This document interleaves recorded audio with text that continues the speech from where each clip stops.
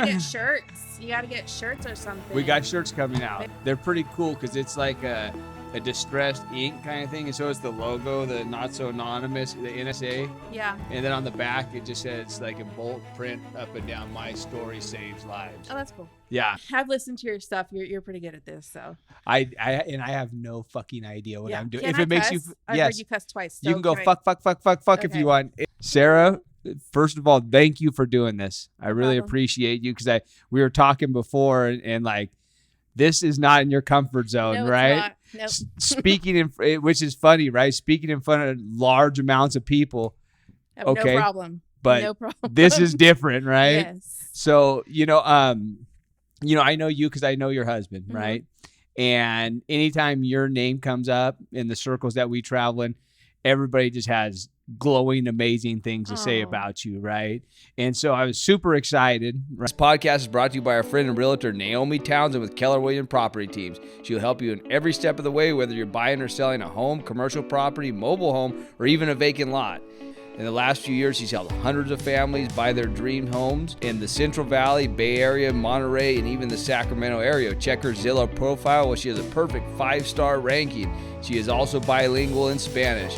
In 2021, she was in the national top 2 in her brokerage. Please, guys, check out her Instagram, Sold by Naomi, or reach out to her at 408-623-1414. All the links are in the bio. Remember, guys, support those who support us. This podcast is brought to you by our friends at Sorensen's Ace Hardware, located at 402 Washington Avenue in Los Banos, proudly serving the community since 1947. Please check out our friend at Sorensen's for all your hardware needs. Come on, guys, support those who support us. Thanks, Sorensen's. Not so anonymous is a... No, I can't do it. Not so anonymous with eBay record. Right? Super apprehensive because we haven't really talked too Yeah. much in person. So this is like it right here on a recording. I So, know. Nice introduction. right? So I really appreciate you stepping out of your comfort zone and No doing this, right? Thank you. So what's going on with Sarah these days? Life. Right. I have a full life. I have an amazing life. It's very full. Busy, right? Yeah, it's very busy. So like typically we like start off like what's your clean date, Sarah? My clean date is May 22nd of 2005. 2005. So you're what, 17? Just over 17 and a half, close to, I think it's like 17 and 9 months. I'm not good at math. Yeah, right? I'm coming up on 18 in May. Oh, that's awesome. Congratulations. Thank you. And so like what does that clean date mean to you? That is the most important day of my life. Right. That date supersedes anything. That date is a new beginning. That day is surrender. That day is, it's almost kind of like, it's unexplainable at times. It means that I get to not necessarily start over, but I get a second chance. And it is the day that my life changed Right. for the better. And it wasn't easy. And it's funny because like now you with 17 years and some months, you could say that, but at first it didn't feel that way, right? No. That day one was like, well, because I got my that's not my first clean date, Right. And so I had come off of some here and there time, a couple months here, a couple days here and there. And on May 21st, I was supposed to be a designated driver for all my girlfriends and friends. I was 19 years old, and I was supposed to be the designated driver, and I wasn't able to do that. Right. And I was in and out of the program, and my brother had called me, who's a huge part of how I got to this program, 12-step fellowship, and he said, "Did you use last night?" And I was like, how do you know this? Like, you just have this spiritual connection or something. And I said, yeah, I did. And the 22nd was the first day I stayed clean, and it was, my sponsor said, "What are you willing to do to stay clean?" And I was like, I'll do anything, whatever you say. And she was like, "All right, let's do this." And for a lot of people wondering what it takes, Yeah. like that's what it takes, Mm-hmm. right? Yep. You know, when somebody says, "What are you willing to do?" If you're like, "I'm not sure," probably ain't gonna work that time. If she said jump, I'd say how high. If she said do this, I'm like already done. Like, Right. Yep. And so like I like to go back and typically like qualify, because people, and it's funny, I say that I need to figure out a new way to say this, right? But like when they look at us, like we don't look like, No. Like what did things like, and you can go back as far as you want, or you don't even have to go back that far, but like what did it look like for you in your early years, and how did this come into your life, right? So I kind of grew up super normal household. Mom and dad, best mom ever, best dad ever. I have 5 siblings. There's 5 total. I'm the 4th of 5. 2 of my older brothers were like 13, 14 years older than me, so they're kind of like already taken off in their lives. And then my 3 younger siblings, and well, me included, just kind of grew up in San Jose, going to school, like nothing really spectacular, nothing really awesome, just middle class, blue collar dad. Got whatever I wanted. And I always knew the difference, I think, for me was even from like 5 years old, I knew that something was different. Like I just didn't feel safe in my own skin. I felt different. Right. Like people were kind of like confident and like okay with themselves and what they did. And I remember like even telling my dad, like, I want you to stop reading me bedtime stories. I want to be a big girl now. Like I always wanted to like be more than what I was, even though I really wanted my dad to still read me bedtime stories. So that was like probably 5, 6 years old. And so just growing up, always wanting something different than what I was capable of. And then just getting in, we moved to Manteca when I was about 10 years old. And because my brother got into drugs and alcohol and was running from cops and in and out of boys ranchers and prisons. And so we have that, like my brother was like the black sheep of the family who was like, don't be like Brian. And, but I love Brian. Brian was like he'd call from prison and I'd answer the calls, and he'd write us, and he'd make little lanyards out of people's underwear strings and the fancy artwork and Barbie happy birthday cards. Like that was my big brother. I love my brother. Right. And so we saw him in and out of prison and using and running from cops and stuff.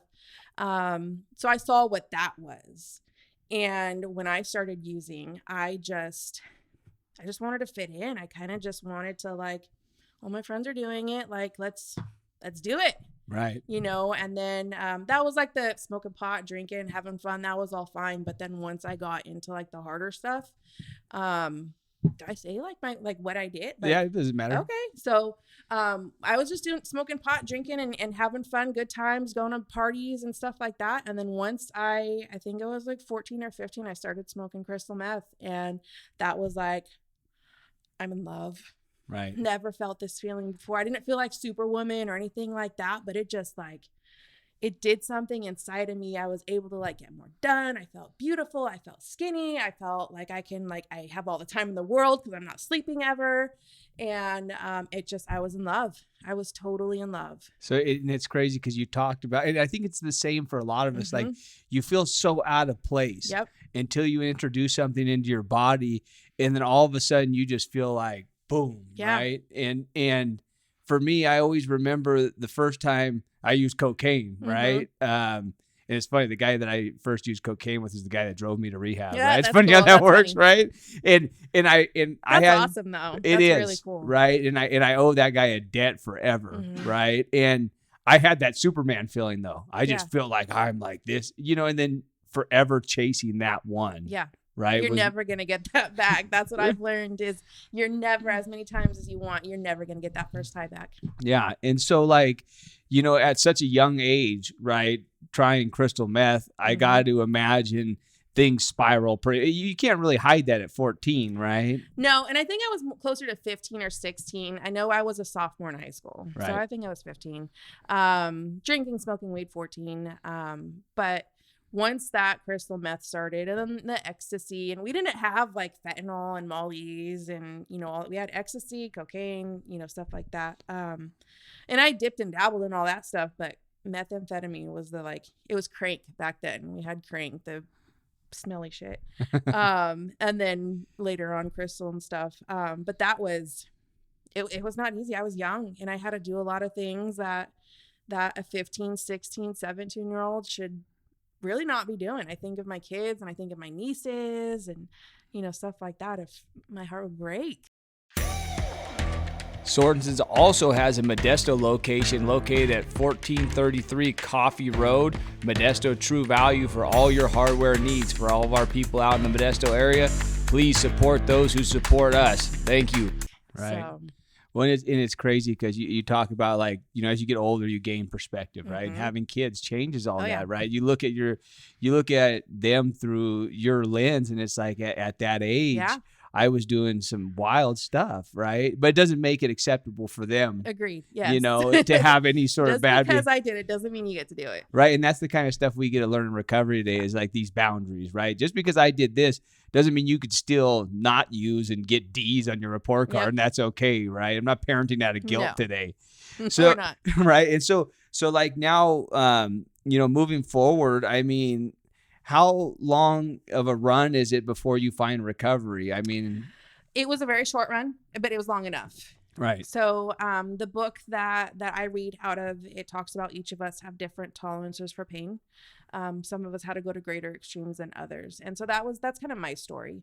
I found myself using every day, and it was affecting my daily life. I would use my lunch money to get high. I would meet people in the alleys, and, I would ditch schools and stuff like that. My brother had at that time found recovery, and he got clean in, I think, 2001. I went to him in actually March 31st was my very first clean date, March 31st, 2003. I had went to him in like the January of 2003, and I said, dude, how do you know if you're an addict? How do you know? Is it a certain drug? Do I have to use needles? Do I have to prostitute? How do you know? Like, what makes you an addict? And he brought me to this pamphlet that we read in our meetings. And it says in there, non-addicted people don't spend their time wondering if they're addicts. They don't even think about it. And I was like, oh, fuck. Like, huge light bulb went out, like mind blown. And then it's followed up with the sentence, they don't even think about it. Right. If you're wondering whether or not you're an addict, you probably are. And so from that moment, I knew that I was an addict, because normal people don't think about that stuff. And he used my sister as an example. Do you think Mary's out here like thinking she's an addict? Absolutely not. She's going to college. She's doing good. She's got a job. You're sitting here doing things to get high, whatever. You're thinking about it. You probably are. But I can't make that decision for you. You have to make that decision for yourself.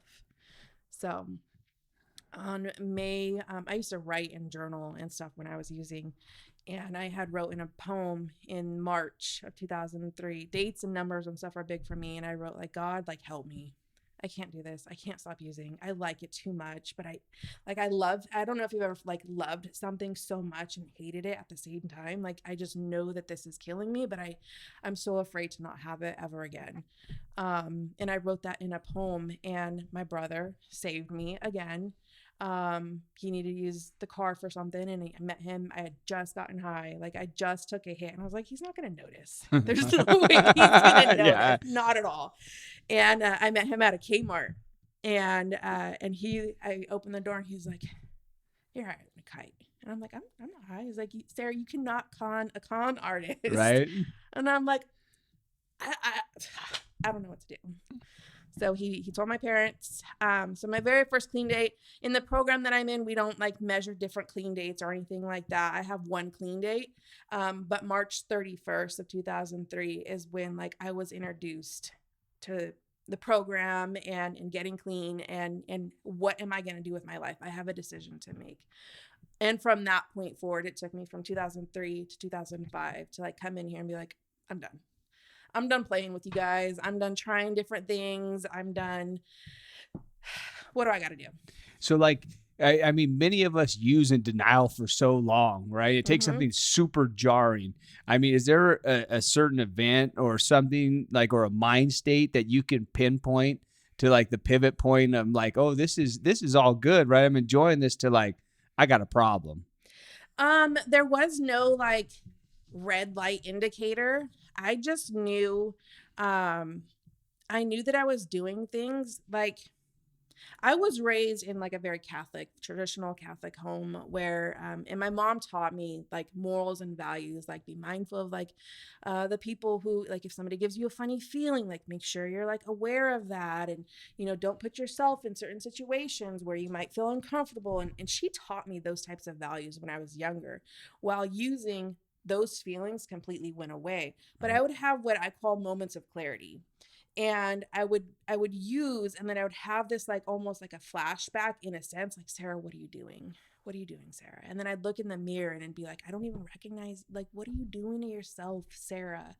But I was just so in love with the getting, using, and finding ways, because sometimes it was fun. It was super fun hanging out with all the people and going to parties and stealing stuff, and some of that stuff's super fun and adrenaline and a rush. But like the stuff that I as a woman had to do with my body to get more was not fun at all. And so that's kind of in those moments when I found myself sitting back like,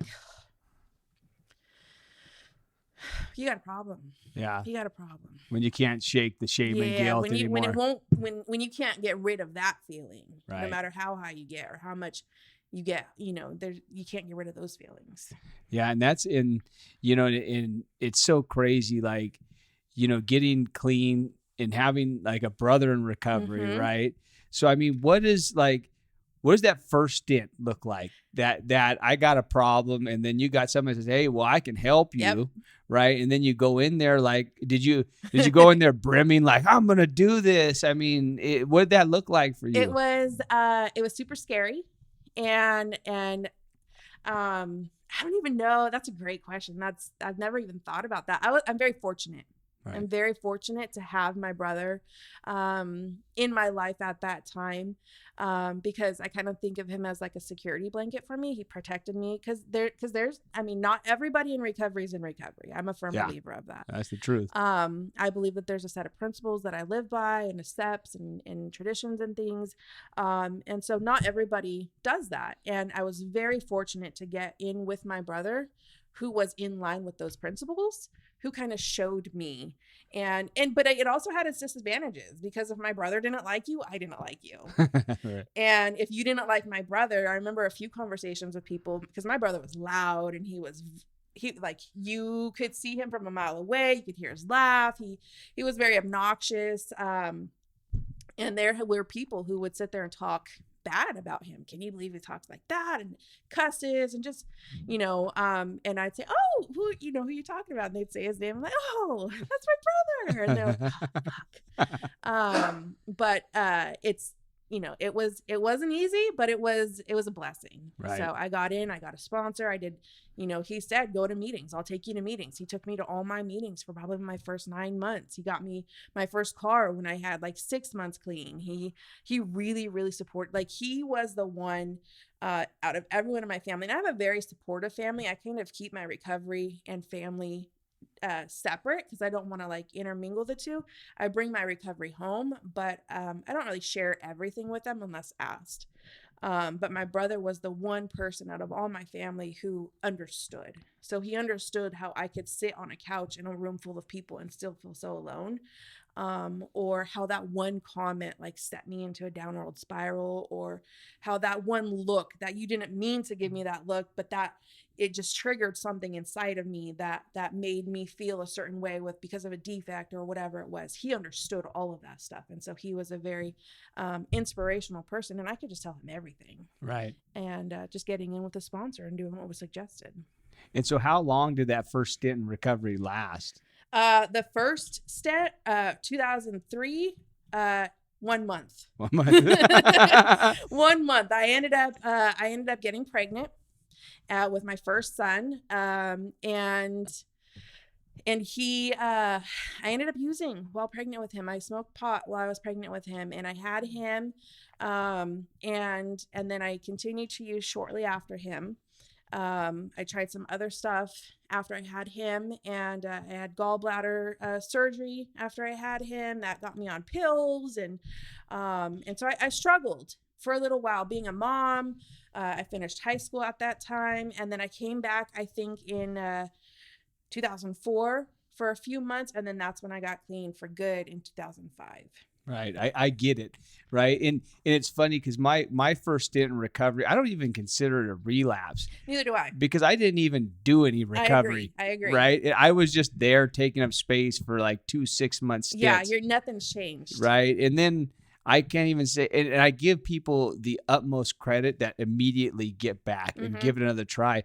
It took me 9 years. Yeah. And then when I'd show up to meetings, I'd show up just to save face. I'd be loaded in the meetings. I'd be lying about my clean time. Oh, wow. I was one of those guys, right? Yeah.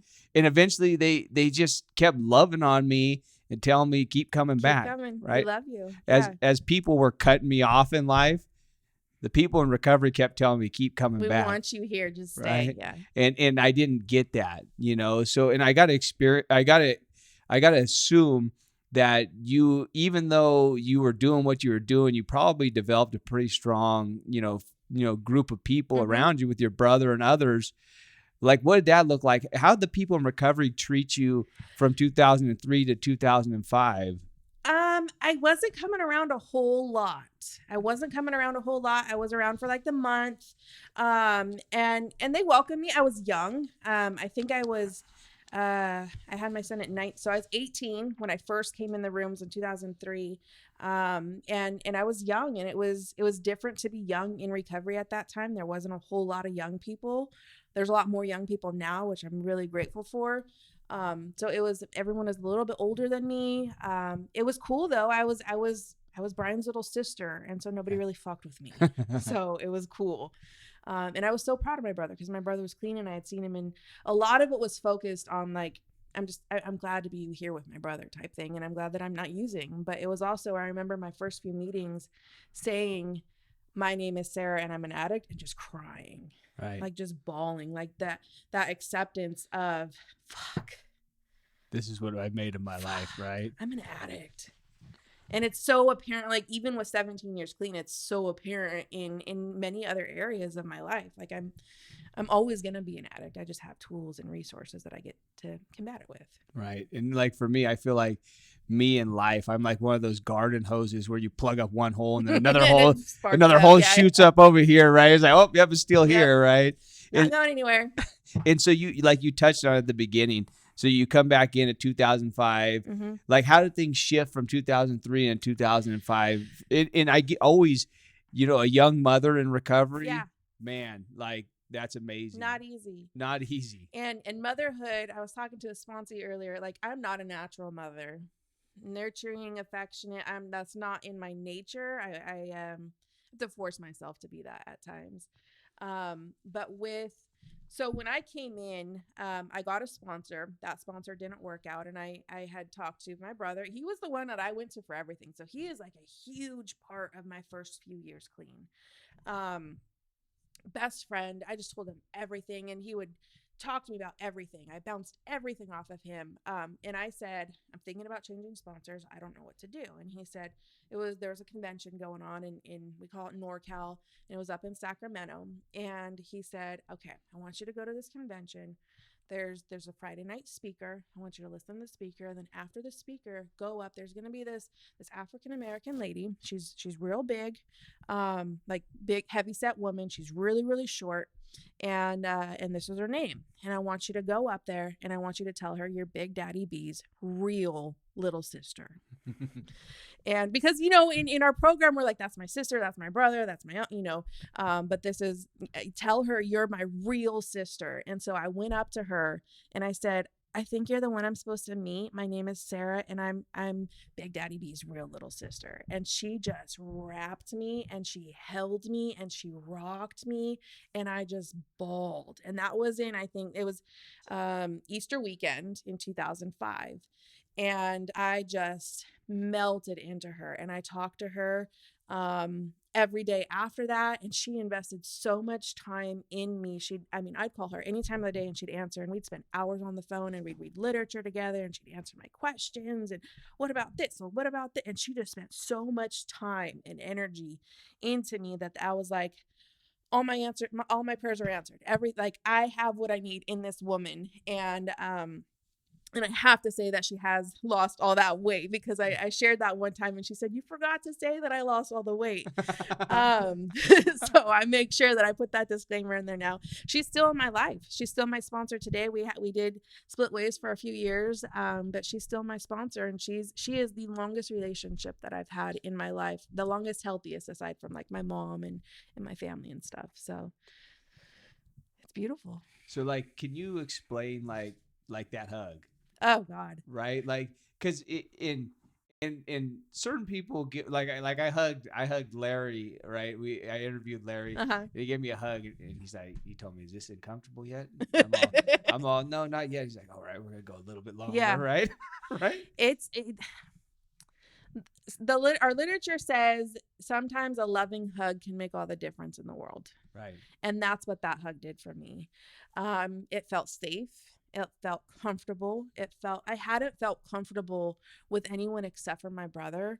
I mean, I got clean around a lot of people who were very nice to me, and they were very kind to me, and they'd help me with different things, but it just didn't feel perfect. This felt perfect. It fit, like it just meshed. And when she just wrapped me and she just rocked with me, it felt like a safe space. I felt like in that moment, she's the one. And I had to test it still. Like I had to share like little bits here and there. Like, is she gonna talk to my brother about this? Because there's still stuff I didn't want him to know. But is she gonna share this? Where's she gonna go with it? So it just felt safe. Right. And I hadn't felt safe by myself with anybody for a very, very long. I don't think ever until that hug.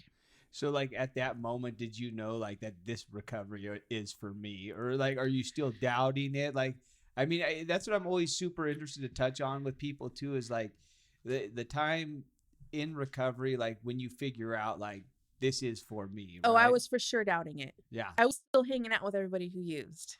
Yeah.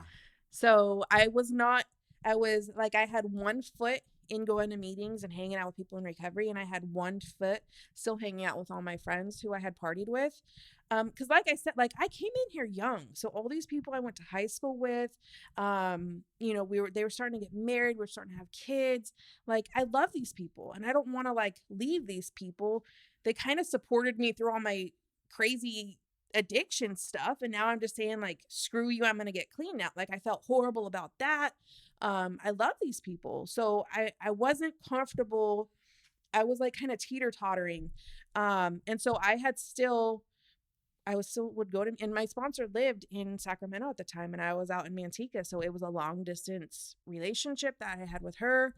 And so I still would go and hang out with people after the meetings. I'd go to my friend's house, and you know, I wasn't trying to get them clean, right? But I wasn't like, what was I doing over there?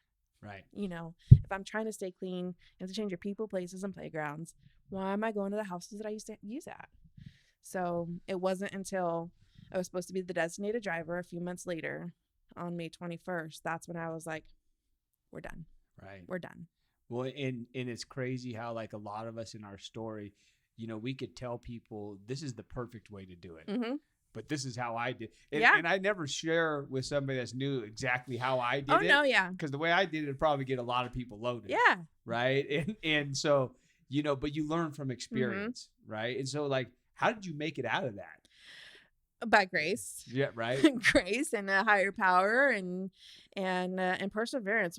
Perseverance is probably my favorite spiritual principle. Just not giving up and there was many days even clean where I was like, God, just take me out. Like, right. I'm done. I don't want to use. I don't want to live. I'm just done. But it was not easy. Like watching your phone ring and it being your best friends who you know, just used with 6 months ago. And you just want to talk to them, and watching it ring and knowing like it's really not a safe space to answer the phone. Right. Because you'll end up going to their house and smoking a cigarette. And what if they light a joint? Or what if they need to do this? Or what if, you know, it's just not a safe space. So for a period of time, I had to cut off some of those relationships. And some of those relationships still have not been able to be mended because I've gotten clean. And for whatever reason.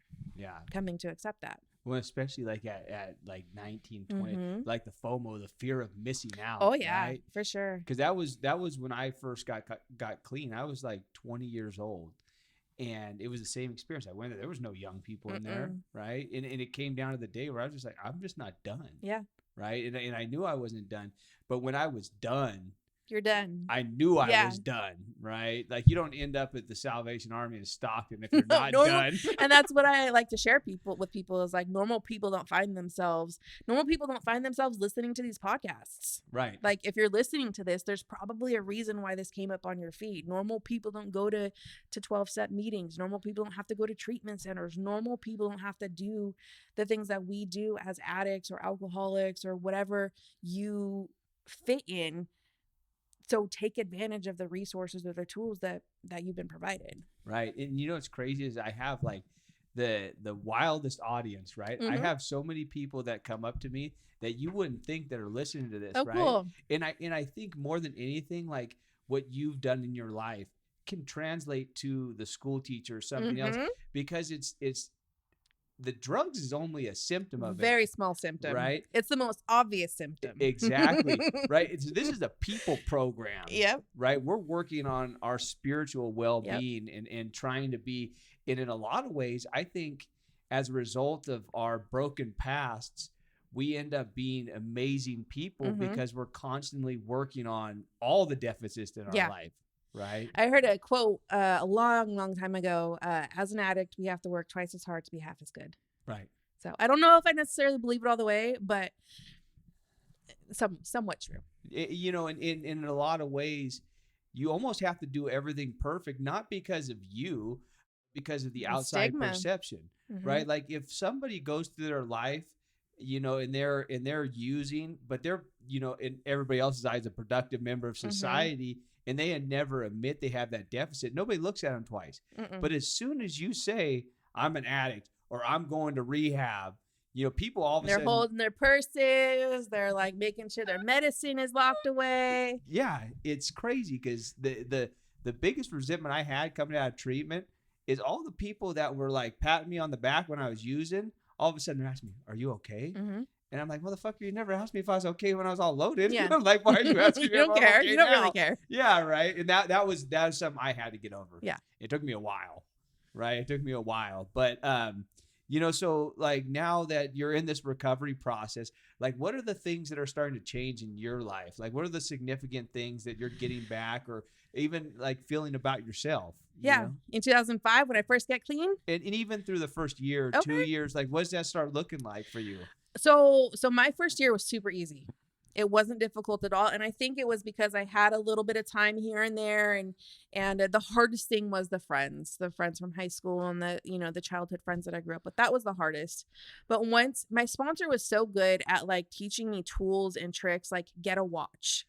Because I'm like, what if I see them in a grocery store and they want to talk to me and I just want to go with them? And I had like an answer or like, what if they do this? And then what if they do this? And she was like, get a watch. And I'm like, why do I get a watch? Because you get a watch and you look at, oh, you know what? I have to get going. It was so nice to see you. And I'm like, oh, that's so fucking easy. Right. Why didn't I think of that?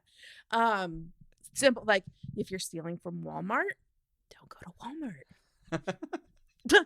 Who would have thought? Don't do these things. So actually like following very simple suggestions like that really saved my life. And I always say like I followed every suggestion that my sponsor gave me except for the relationship one that they say don't get in a relationship your first year. That one didn't apply because it wasn't in our book.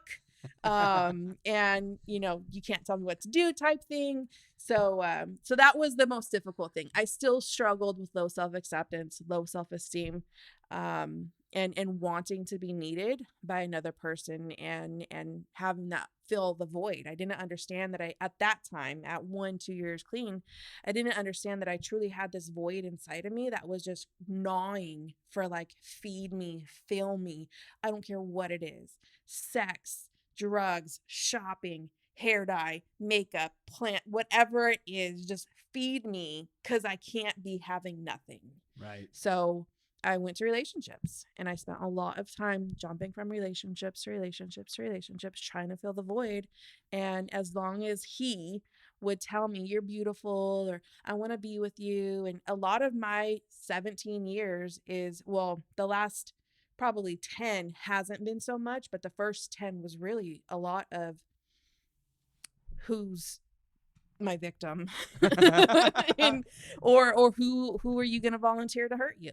Sarah, because, you know, a lot of my story has been unfortunate, you know, circumstances, being in relationships that weren't conducive to a life of recovery. Right. And most of the times we end up hurting ourselves, Mm-hmm. even if, you know, and that's like, that was always my pattern, is like, I'm going to fuck everything up. And then I'm Mm-hmm. like, oh, feel sorry for me because I'm hurting, right? Because Yeah. I'm doing it to myself, but I'm the one that ends up in the most pain. Yeah.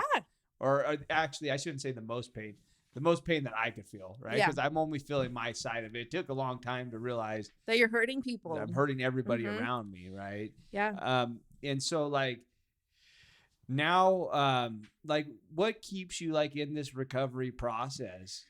Today, what keeps me in recovery is the life that I have. Right. I have a beautiful life. I have 2 boys now. I'm just married. We're coming up on a year of being married, and I have bonus children with him, and I have a beautiful job. I have a beautiful life. I get to do. I believe in the saying, when the addict stops using, when the drugs go and the addict works a program, wonderful things happen. And then it's followed up with lost dreams awaken, new possibilities arise. And so I have experienced in the last 17 years the highest peaks that I believe one could ever experience, and the lowest of lows that one could ever experience. And so what keeps me coming back is I want to stay clean. Right. I don't want to use. I don't ever want to look at myself in the mirror and say, why did you fucking do that again, Sarah? You know, and I breezed over this and I want to go back to Yeah. it, right? Because you talked about like in that phase where you're going relationship to relationship, Mhm. that big void inside you, right? And then also being raised Catholic, Yeah. right? And then a big part of our program is spirituality. Yeah. You know, because I could really, my family was like Catholic at times, and then Oh, like no. Easter, Christmas Catholics, Yeah. right? And I know a lot of people struggle with this, right? Because I do know enough about Catholicism to know that by the time I got to treatment, I was already going to You're hell. going to hell, right? Yeah. So, I was doomed for hell when I was 15. so what does that look like, right? Like it was hard. It was really hard growing up, knowing and believing that faith was the right faith, because that's what I was taught. My dad was a devout Catholic. We woke up every single Sunday morning at 7 a.m., got our Sunday dresses on, and we were at church, and that's just what we were doing. Like, you could bitch about it all you want, but we're going to church, and you're going to be good while you're in church, or you're not going to get no donuts afterwards. And so that's my Sunday morning up until I was about 15, 16 years old when I started using. And so getting clean and coming to terms with, I get to choose a higher power. I get to, like, you mean to tell me that the God that I was raised with doesn't necessarily have to be the God that I go to for help, that it just has to be a loving and caring higher power. I was mind blown, and I was so confused because it went against everything that I was taught growing up. And that's not to say that Catholicism isn't right or isn't accurate, because I still hold many of those values to my heart. I have crosses. I have a rosary. I still believe in the value of that religion, and I still get chills because it's personal to me. I Right. love what it taught me. I don't agree with everything. And so being in recovery and getting to choose a spiritual path that I believe for me works. So I believe I have an eclectic, my husband calls it a spiritual anthropologist. And so I have I love Catholicism. I love Buddhism. I love Taoism. I love Reiki. I love all these different energies and beliefs that work for me. I feel very connected when I'm in nature, just lots of different things. So I get to do what I want, Right. and I love it. But I did struggle. I had a very probably about a 6-month period where I was really struggling. Like, this feels wrong because of what I was taught. Right. But this is where I feel like I'm called to go. And I'm assuming that this is still developing. Absolutely. Right. Absolutely. Yeah. Absolutely. I don't think it's ever going to stop developing. I think I'm always going to be growing into the next phase. I don't ever think I'm going to reach a peak of you're done growing, Sarah. Like, you've reached your spiritual capacity. I'm still finding new ways to pray and new ways to communicate and new solutions and how to develop things. I think it's ever evolving. And that's also why I stay in recovery, because I learn. I love to remain teachable and learn new things. Yeah, like, and it's funny because I was so broken when I got to treatment, right? Like, I go to this Christian program, and then like 2 months in, my sister comes to pick me up. I'm like, hey, can I put a song on the radio? And I put on this song called Oceans, right? This like super Christian song, and she's like, "What the fuck?" Yeah, right? what are you doing? And I'm like singing it, right? Because I'm saved, right? You're outside the cross. Yeah, I'm saved, and it took me a while, right? Because I was so confused. Like I went so hard this way, and then I bounced back, and then I found myself somewhere in the middle. And like my whole philosophy on it is like, I know I have a higher power, right? And I know that it so mystical that I can't perceive what this is, right? But I know it's working in my life. I could see it, right? I could see the people in my life. I could see that people welcome me places now, and people enjoy me, and they call me and ask me for help or my opinion. Yeah. Right? Like, that's strange. Right? So like, when was like that shift, right? Because I know we go from like the hopeless to like the hope dealers, right? Yeah. So like, do you remember like the times where you went from like being this person not trusted to like where people are like saying, "Hey, Sarah, how'd that feel?" It was a transition. It definitely was a transition. It took some time. There's two stories that remind me of that, and one was my very first. In the program that I'm in, we work a set of steps, and there's something called the 8th step, and that's where we write a list of the people that we caused harm to. And so I wrote my mom on there. My mom was horrible at managing money. And so I would steal money from her. I'd be like, I'm going to go to the gas station. Can I use your card? And I'd go to the gas station and I'd go inside and I'd say, can I get $20 out? And I want $5 in gas. So then I'd keep the $15 and I'd get cigarettes, whatever. Or I'd go to the bank and I'd take out 40 and I'd give her 20s. And she had no idea. I was doing this for a couple of years.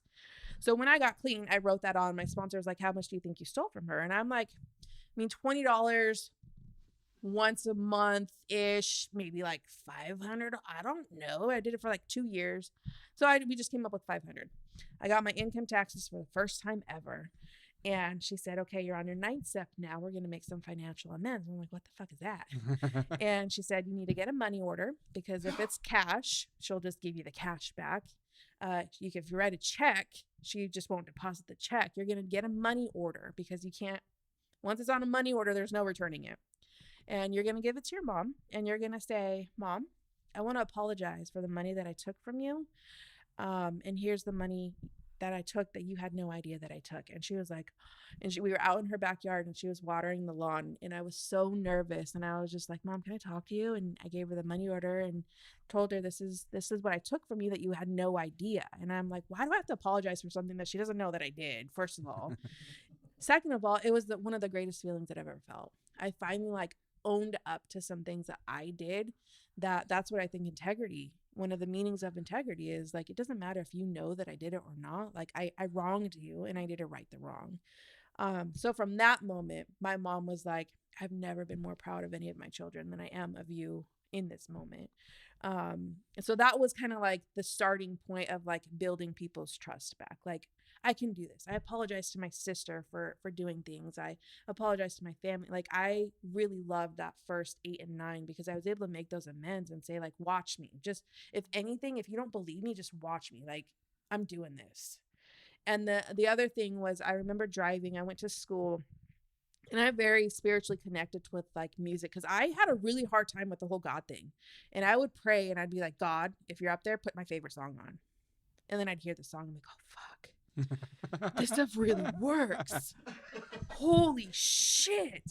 Okay, God, let's try it again. Okay, God, if I'm in the right place, give me a sign. And I'd see somebody in the university. I went to a school and not a university, in a junior college. I'd see somebody walk. See, I get chills. I'm so emotionally, I'm so like spiritually connected with things. I just love it. I'd see somebody walk and they have like a logo of the program that I'm in. I'm like, oh my God, you love me. You haven't left me. Like, so that was like, after praying, like, okay, God, if you're really up there, do this, and then that would happen. That doesn't mean it's going to happen for everybody. That's just my experience. That's when I was like, all right, okay, I'm going to give this a chance.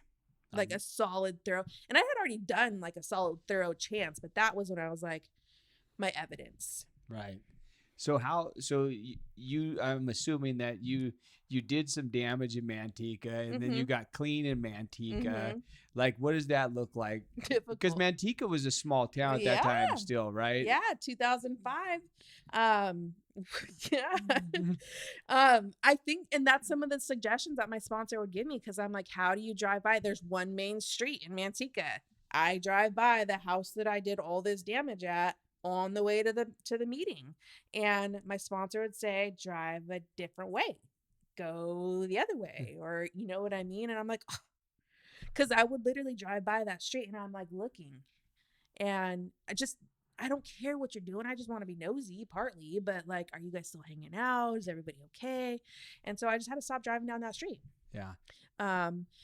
There was a couple times, the first person I ever like, after that used my love drug of choice, he ended up getting clean, and he had a different journey, and so he's clean now and doing his own thing. But that was really cool to see somebody that I used with get clean and go on that journey with. But it was different. Yeah.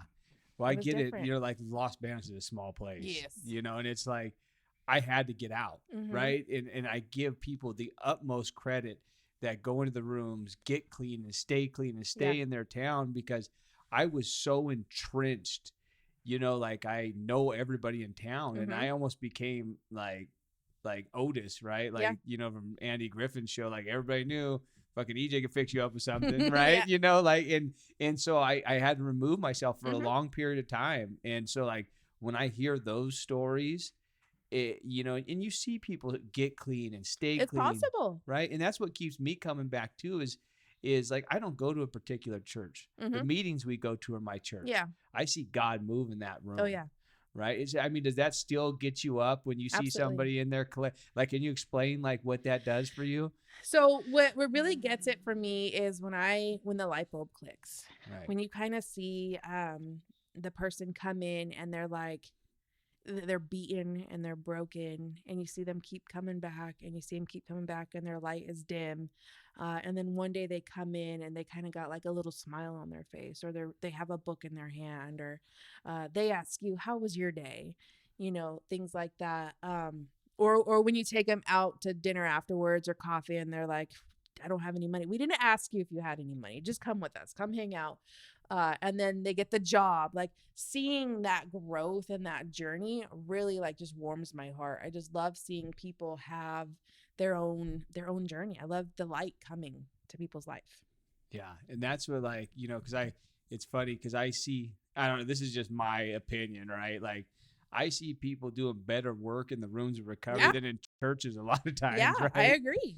You know, I agree. Like, because my Catholicism, like, was like, my grandma was the most devout Catholic, right? And she was an amazing one. I got her name tattooed on my arm. She basically raised me, right?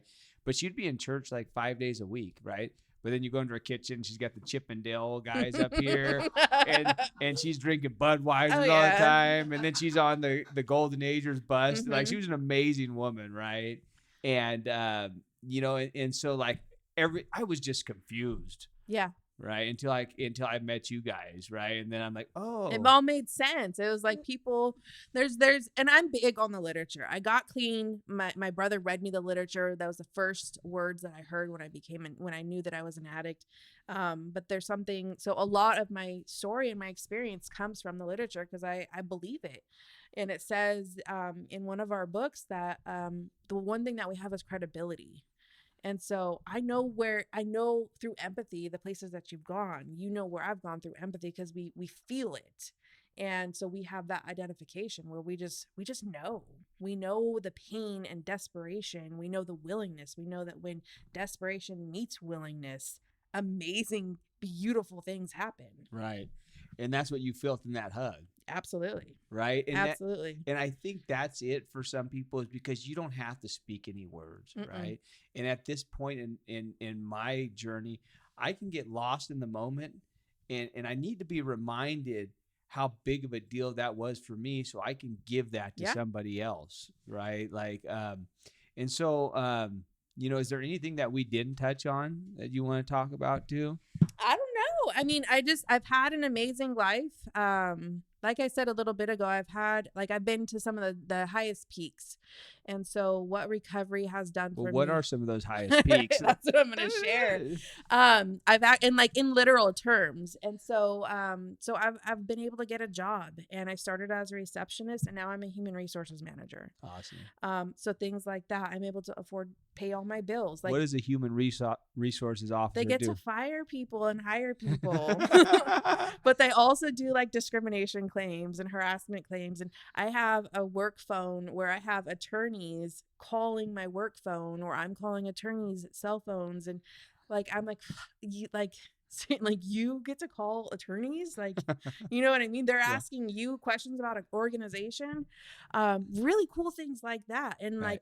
I have a relationship with the owner of the company that I work for, who calls me for suggestions and questions, and I can look at him in the eye and say, like, I messed up, like, I'm really kind of confused about this type of stuff. Those are the things that recovery has taught me.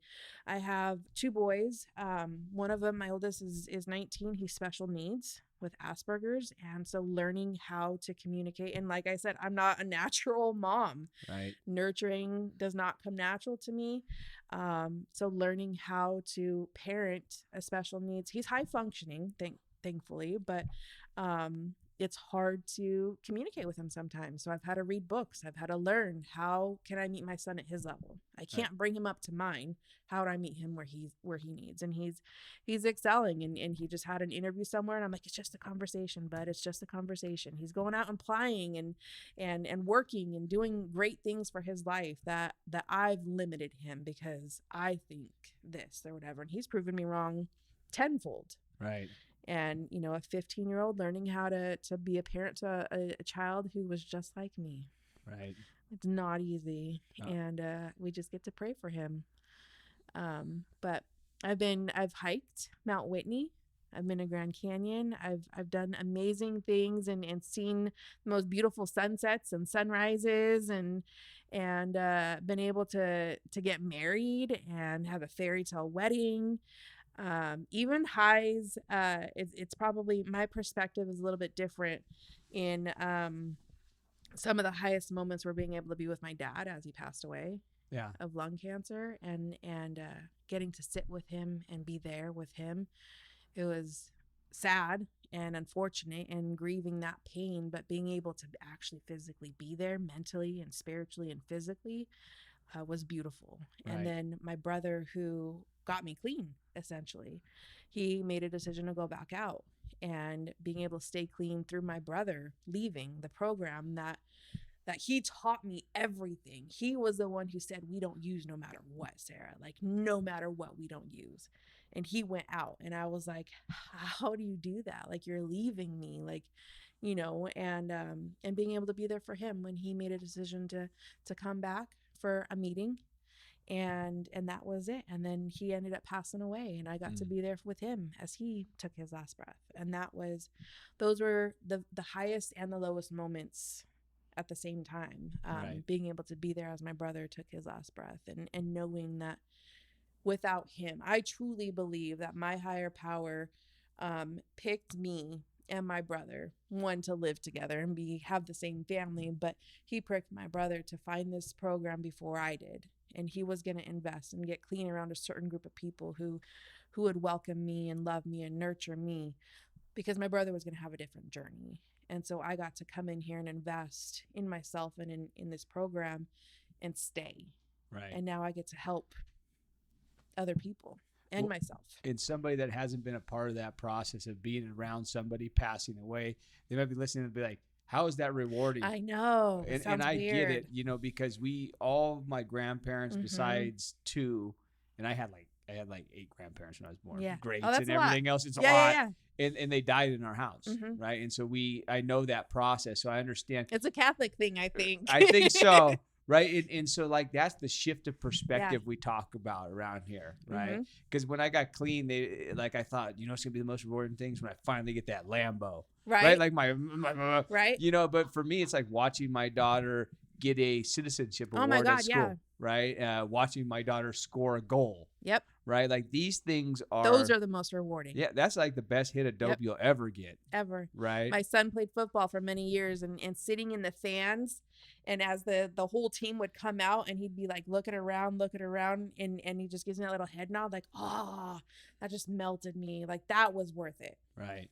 And and I don't even know if you want to talk about this, but you touched on something, and I think there are a lot of people that listen to this podcast that their family members struggle with addiction. You talked about your brother going back out, and your son's in a struggle right now. Like, as a mother, like, how do you deal with that?